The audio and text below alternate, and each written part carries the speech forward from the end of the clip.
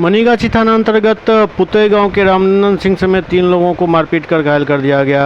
जमीनी विवाद में उस मारपीट में 3 लोग घायल हुए, जिनका इलाज डीएमसीएच में चल रहा है। ठीक है, फिर चल लेबे।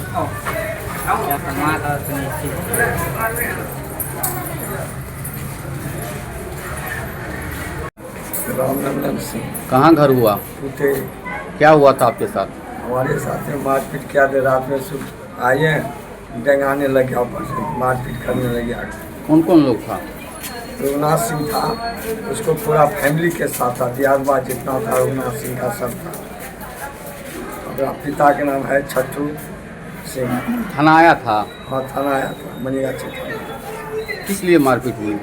अनेरी बीर मतलब का कोनो केस था, मामला का कोई लेकर के दुश्मनी से मारने लग गया। कितने आदमी घायल हुए? 3 आदमी, हम है, हमारा पत्नी है, लाल बहादुर है।